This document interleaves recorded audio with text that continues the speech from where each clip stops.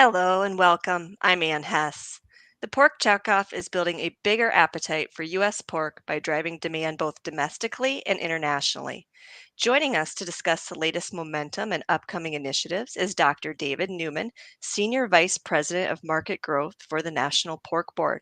Welcome, Dr. Newman, and thank you for joining us today. Thank you very much for having me. Glad to be here. Before we jump into today's discussion, I'd like to remind the audience tuning in, you can post your questions at any time there in the chat, and we'll try to get to as many of those as we can.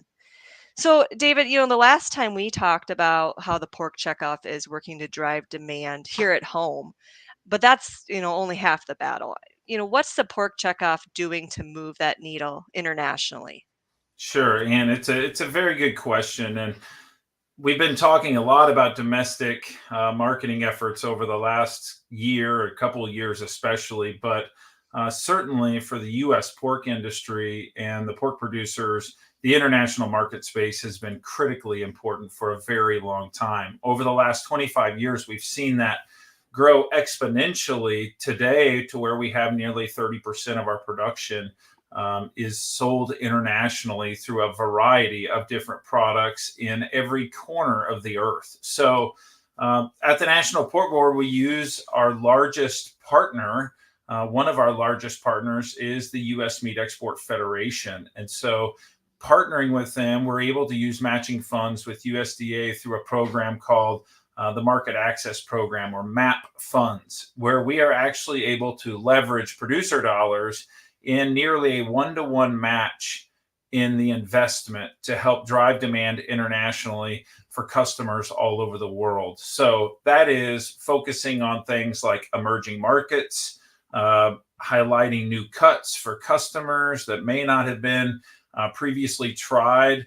A good example of that is a lot of markets where you are seeing a more economically suppressed population, as an example, trend to start out in products like offals.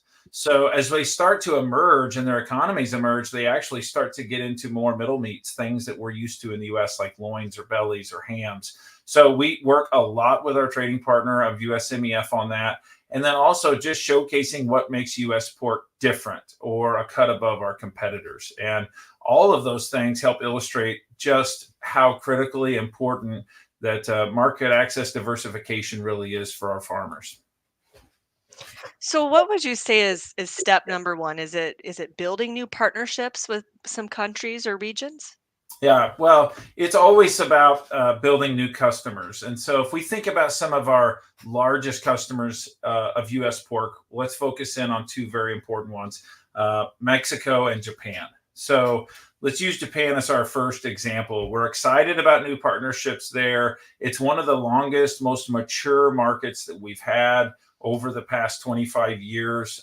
It's worth a tremendous amount of value to the US producer.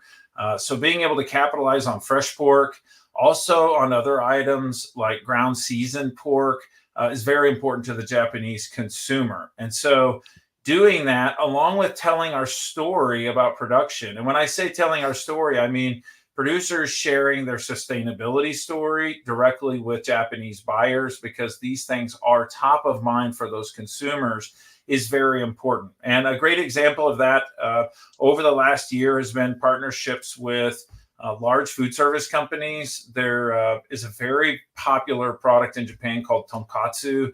One of those restaurant chains that USMEF partnered with switched to 100% US pork. And why this is a big deal, as an example, is in that one market, we're talking about the consumption of a little over 1.2 million pounds of loins a month into that business of US pork. So there's always a lot of work to do in not only the emerging markets, but the mature markets as well, because this is really about both value and volume of product coming out of the United States. Yeah, and I wanted to touch on that more after, speaking of new partnerships and making new friends, but also keeping those old friendships and those long-term buyers. Are we trying to expand sales there as well? Sure, we're trying to expand sales all over the world. And with U.S. Meat Export Federation, they have a touch point to all corners of the earth, to be fair, where people are consuming pork. And just to give you a little bit of a highlight around exports and what we're talking about now is the March pork export report that recently came out talked about value per head at around $70.85. So that's up 12% from a year ago, and that is the highest in 3 years, than the fifth highest on record. That's great news for farmers. So showing that we're actually, by diversifying and being able to move all these parts of the carcass into different parts of the world based on a variety of things like culture, market access, those type of things are really, really good for us here at home, where some of those products that we're not consuming domestically. Another great example of talking about how we're expanding sales to consumer to these buyers is what's happening in Mexico. Mexico is our number one trading partner of U.S. pork. The last year has been a fantastic market there. And the primary sales in Mexico have been driven by hams over the last 20 years. Now, as Mexico is becoming an emerging market, they're expanding beyond hams into really important items like loins. And so USMEF actually called 2023 the year of the loin, and 2024 continues to be a very strong focus on loins into food service. So it's about, again, driving value beyond just price in the market with all using those strategic partners. So what's next on Pork Checkoff's agenda as you try to reach international consumers for US pork? Is it, like you said, is it certain cuts? Is it culture? Is it different, food service versus retail? Sure. Well, it's all of those things, Ian. Certainly, it's about working with food service. It is about partnering with retailers in different parts of the world.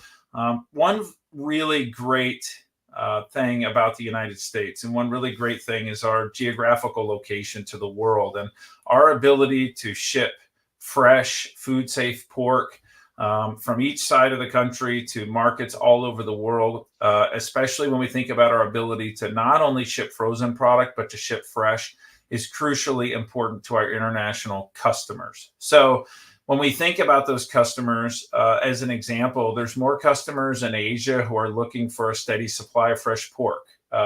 We've seen an interest in U.S. pork with our Mexican buyers. I mentioned that a moment ago. We cannot underestimate the crucial importance of the Mexico market, and we continue doing market activations there in 2024, and we'll be planning those out into 2025 as well. And so, something else that's just really important to point out is that as we're seeing a decline in European production overall, Europe has been a massive exporter of pork to many parts of the world. And as we see their production numbers start to come down, the United States is actually gaining some market share in key areas. So thinking about Oceania as an example, so that's going to include countries like Australia, where in Q1 of this year, those markets expanded by 151% from a year ago. So over $100 million in value. And most of that pork that's entering that is raw material for further processing. Also,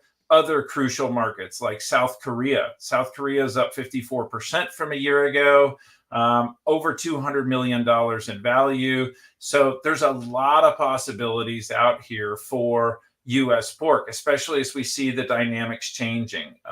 What's happening in Europe is being driven by a variety of things, including African swine fever and the impact that that has actually put on their market.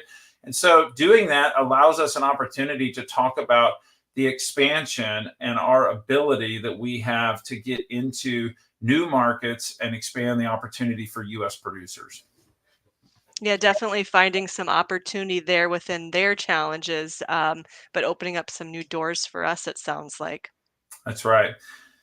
Yeah, and I think that what else is important in this conversation, if we talk about the opportunity for checkoff and for producers, is no one is better positioned than the U.S. business to deliver high quality, fresh pork around the world.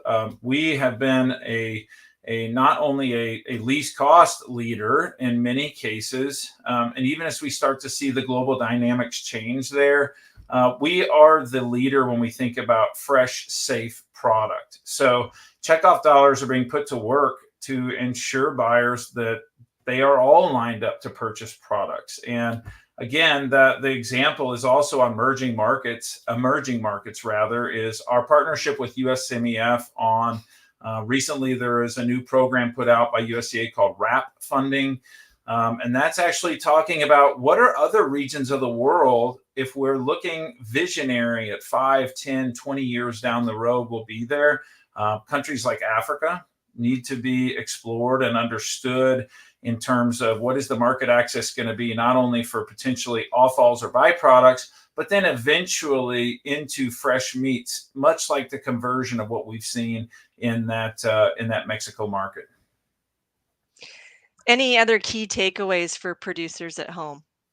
Well, I just think that it's really important, and we invite the producers out there or customers or anyone listening to this message that we invite you to keep tabs on the checkoff investment. That's very important, and see what we're doing every day on the behalf of producers in the U.S. with their checkoff investment. You can do that by viewing our monthly export totals on the checkoff website.